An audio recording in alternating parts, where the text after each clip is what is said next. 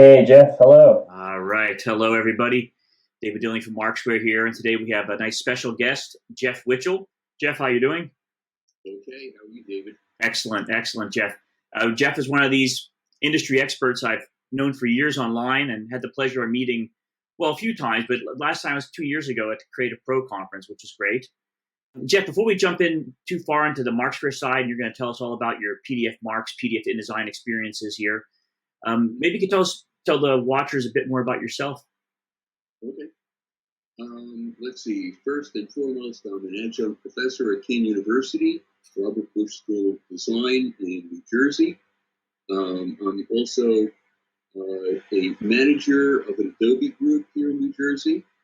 I'm a moderator on the Adobe forums, and I'm an Adobe Certified Instructor for Creative Cloud Design and Layout Solutions. That is a mouthful, which basically means I'm not only an Adobe Certified Instructor in InDesign, Illustrator, and Photoshop, I'm also a teacher, basically.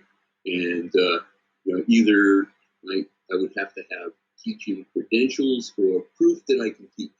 So either it's an additional test or possibly just experience. Let's see, I was also as David mentioned, a speaker at Creative Pro a couple of years ago. And I think you recorded me then too. Yeah, we did a quick little catch up. Yeah. I was so glad to see you again, because yeah. Saw you many times on LinkedIn and of course YouTube. And what are you going to be speaking about here at the Creative Pro? My first talk is going to be on... Anyway, thanks for the time here. I mean, it's just been amazing. I mean, how has these? I mean, obviously things are probably picking up again now, but how was the whole COVID, times for you? Yeah, work kind of slowed down a bit.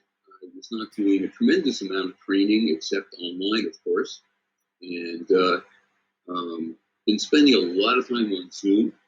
Yeah, like all of us. And I also do a lot of freelance, and that is finally starting to pick up again. Mm-hmm. I've been working remotely for the past 20 years, so it's not a big deal to me that I was remote. And actually, some things got better during this whole at-home experience. Like I had mentioned, I run an Adobe group here in New Jersey, and we actually doubled the size of our membership during COVID, mainly because we were able to get speakers that normally we'd never be able to get in person. People like David Blattner and Emily Concepcion, Bert Monroy, Von Glitchka. Yeah. Just a couple of. Oh man, he gets tons of likes on LinkedIn. I noticed. Oh yeah. Wow. He's all over the place. He does a lot of social media. yeah. He's a talented artist. I mean, really. Oh yeah. We've had some great speakers, and just last week we had Keith Gilbert, who's another Creative Pro speaker. Yeah, he was keynote, I think, right? Right. Anyway, yeah. Well, a lot of people over the years, I'm sure, Jeff, and you do a lot of videos, which I always kind of looked up to you because I like to do a lot of video too, and it's a constant learning process, But I think you're on Vimeo, right? That's yeah, Vimeo. No, Vimeo. Yeah, sorry, I always Vimeo. Yeah. It's I find Vimeo to be there's less garbage on it than there is on the other platforms. Right. And mainly because you have to pay for it. And right. So I find the quality of the videos and video tutorials on Vimeo to be a little bit higher. And you're not surrounded by a bunch of really strange stuff from YouTube, for instance. Yeah. No, I totally understand. A lot of creative people are on Vimeo. I've noticed that as well. We stay on YouTube just because the network is a lot bigger, potential broader reach. But like you said, because of that, you get a lot of riffraff, as it were. So the thing that I'm using Vimeo for is really as a place to store my videos, which then end up on my website, jeffwitchel.net. Right. Which I'll show right now as well. Yeah. And I have way over 100 videos, mostly for InDesign and Illustrator, which are my two main programs. Right. Right. Yeah. It's a really cool website you have here, Jeff. I like the way it shows you all your different videos come across there in the what do you call that, the carousel or whatever. And indeed, that is on your LinkedIn, which I'm showing now. You'll see right away that Jeff is Adobe Certified Instructor for InDesign and Illustrator. Now, of course, I've seen you do Photoshop stuff, and you could probably teach us all on video and all that too. But your main focus is the InDesign and Illustrator, which I see a lot of content for on Vimeo and what have you. So I've only been certified in Photoshop for about less than a year. Okay. So I haven't been doing a lot of training in Photoshop, mainly because of COVID. I never really got into it. Right. But hopefully that's going to pick up. Yeah. Okay, cool. Well, excellent, Jeff. Yeah, I'll put on links to all the different sites, LinkedIn, Vimeo, your site, jeffwitchel.net, and people can, please go check out. Yeah. Mm-hmm. Yeah, recently Jeff's been getting into PDF to InDesign with Markzware's new PDFMarkz. And Jeff, how do you like that, the new application for Markzware? I really like it a lot. It's extremely easy to use.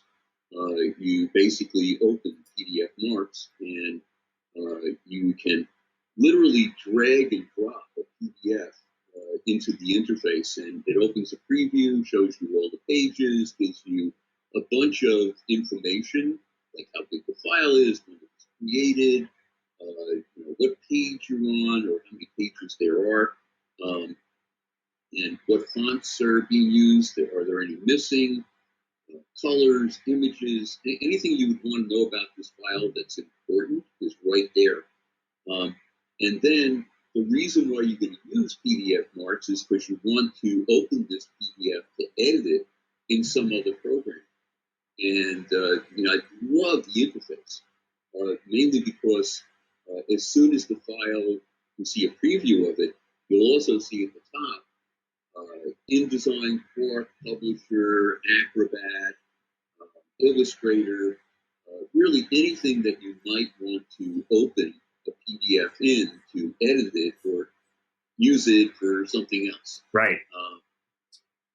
And it makes it just so easy. I never even read the instructions.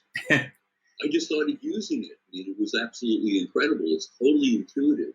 Right. And there's also a place where you can actually export to other formats right along the top again, along with the icons for InDesign and Quark and Publisher and so on. Right. And that's really cool. I've been playing around with it. I've been really happy with what it does. Right. A lot of people will say, yeah, if I want to edit a PDF, I just open it up in Illustrator.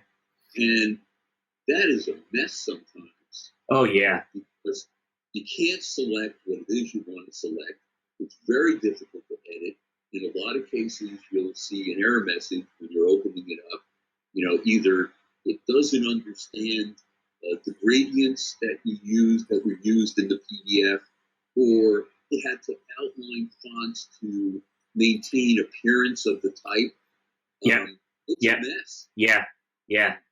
And you can really easily screw up your layout that you're trying to change without even knowing it. So, like I said, I'm really happy with PDFMarkz. I think it's terrific. Excellent. Yeah. Amy Beth Menendez. I think maybe you met her 2 years ago. I interviewed her. She's a customer of ours, and interviewed her a few months ago. And she had a great test file, which she opened the PDF in Illustrator. It was a map, and it said like the Baltic Sea, and B was a text line. A was a text line, all individual, and you can, so if you moved anything, it would gotta be a mess. You couldn't edit easily. You had to basically start over, and you had to create a new line. But with PDFMarkz, you just click open in InDesign, and it's not in Illustrator, but in InDesign, but you get then text on a line with Baltic Sea, and you can then go in and edit and make it bigger or smaller, or whatever you want to do. Sure. Oh yeah, right on. Wow, yeah. Right. So. Yeah. Beautiful. So that is like, that right there, like, just says it all. Like, it's a lifesaver. Yeah. Like, yeah. Cool. Yeah, it's as if you actually know the program that it's going into. Yeah. And I mean, you've had obviously years experience with this. How you place PDFs in InDesign. Yeah.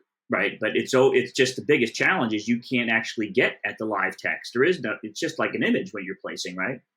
Exactly. Yeah, it's all really one piece. You can open even in Acrobat and go into edit and get to the text, but even that sometimes is a mess. Yeah. Like you said, you may have the first line is a separate text frame. Yeah. And the second line may be grouped together with a few more lines. Yeah. And it always breaks in the oddest places. Yeah. And it can make it really, really difficult to do editing. And I've also found that when you're using editing in Acrobat itself, if you edit and save it, and then edit again and save it, it's possible at a certain point when you're editing, it will totally screw up the PDF. Oh. And I don't know why that is, but it is. It starts doing really odd things. Yeah. Well, we've heard these kind of stories indeed. That the more you try to do over a longer period of time, the more likely something is going to go amiss because you got all you're embedding new fonts in there. You're doing all kind of things that could mess up the integrity of the file, which isn't the meaning. So PDFMarkz is all about letting you democratize your content and get it back into something we as designers or potential users as designers can feel comfortable with. Now, if you're just doing a quick edit, Acrobat's fine, Pit Stop's fine, whatever it might be. But for really doing redesign work, this is what it's really aimed for, Sure, absolutely. I have, a file for a client. Never got the original. It was a PDF. I opened it in Illustrator, did the best I could, and made edits over like a period of years. Saved it as an AI file, and eventually sent it to the printer with the changes, and the printer could not open it. Oh. So the Illustrator file was totally corrupted. So I had to open my Illustrator file on my computer, save it as a PDF, and then sent it to them, and then they were able to do it. But you can run into all kinds of issues. Oh, yeah. By the way, just a little tip, next time you're in PDFMarkz, it'll also preview and convert native.ai Adobe Illustrator files. Oh, good. So same basic principle. So that's also interesting, That's actually good to know. A lot of times people are doing layouts in Illustrator. Yeah. As far as I'm concerned, it's like hammering a nail with a screwdriver. Yeah. Yeah, you can do it, but the program was never meant for that. Right. The type features are nowhere near as robust as InDesign. Right. And also, you can't do spreads and a bunch of other things. You can't have extra pages. So it's wonderful that you can actually open an Illustrator file in InDesign and then do it right. Right. Yeah. I have to remember that for the next time I get a layout in Illustrator. Yeah, exactly. Yeah, and they're out there, like even in Photoshop they do that. So it's like, amazing. Yeah, I do a lot of design work for restaurant chains, and I'll never forget the menu that I got that was set up in printer spreads in Photoshop. Yeah, and it's like every single spread was 1 to 2 gigabytes, and it was a mess. You couldn't make changes. Wow. Because there were just so many layers that you had to figure out, Yeah. Well, that's an interesting note. A lot of our we do. I'll put a link. We do demo conversions for people with PDFMarkz. So if you go to the link down below, you can actually submit a PDF. We'll do a demo conversion for you. We get a lot of menus in, restaurant menus. They convert. It's really interesting. Another thing I heard from customers is a lot of them use PDFMarkz just to get at because we also extract the images just to get at the logos or what have you. Of course, there's other ways to do that, but Yeah, you can do it in Acrobat, but you have to know what you're doing. Right. Yeah. Yeah. And if you have a whole bunch to get, this is not one click, you get everything out. Exactly. So, if it's an Illustrator file you're trying to get into Illustrator, you're trying to get it out of the PDF into Illustrator, you have to select every single object in the Illustrator file within Acrobat, which is really ridiculous. Oh, yeah. Yeah. Very good chance you're going to miss part of the logo or whatever it is. Right. Yeah. So, yeah. Being able to extract it from within the PDF through PDFMarkz, I think that's great, especially if you can just click on it and it selects the whole thing and you open it. Yeah. in Illustrator. Yeah. Yeah. It extracts the whole thing. Exactly. So it's real easy. Yeah. All right. Great. Anything else about PDFMarkz you want to mention, or does that about sum it up for you? I think that's about it. Okay. It's just, I think, incredible that it's so intuitive. Like I said, I didn't read any manual. I just opened it up and started using it because there's nothing to learn. Yeah, that sounds, it's real simple, like most of our products, indeed. Mm-hmm. All right. Well, I always ask this, Jeff. I mean, from what you've seen, would you recommend PDFMarkz for people wanting to convert PDFs? Absolutely. Yeah, I think it's terrific. I'm actually excited to have, PDFMarkz, because I don't know how often I get a file that I need to edit that's only in PDF and that's all they have. Yep, that's right. And I think this is just a great solution. So I very definitely recommend it. Excellent. Well, that's great to hear, Jeff. We always love hearing that, of course, and great touching base with you again. Before we go, anything else you want to mention, or any secret tips that you just came across you want to share with the viewers? Not in PDFMarkz. Well, no, just in general. Like, what's your latest? Anything that comes to mind? Yeah, I had something yesterday where I was working on a project, and along with all of the English in my document, there was one line of Hebrew. And I said, oh, that's cool. And, I needed to make a change to it. So I went into the email where the Hebrew was, and I selected it and copied it, and I pasted it into InDesign. And it didn't look the same. And it's like, what's going on here? I'm using a Hebrew typeface, and it doesn't look the same. And then I realized, wait a minute, Hebrew is a right-to-left language, and English is just the opposite. Yeah. So all the letters were there, but it was reading left to right instead of right to left. So what I did was I took that lettering, copied and pasted it into Illustrator, and Illustrator has this great feature that allows you to take individual characters and turn them upside down. Oh, wow. Okay? Yeah. And you can select the whole line of text, and it will rotate the individual characters within that text. And I rotated them 180 degrees. And then I took that entire line of text, luckily it was just one line or it wouldn't have worked. Yeah. And I rotated the line, the actual type object, 180 degrees the other way. And now it was reading the right direction. Wow. Yeah. And then you just dragged it right into InDesign from. I actually placed it and made it an anchored object within the text. Right.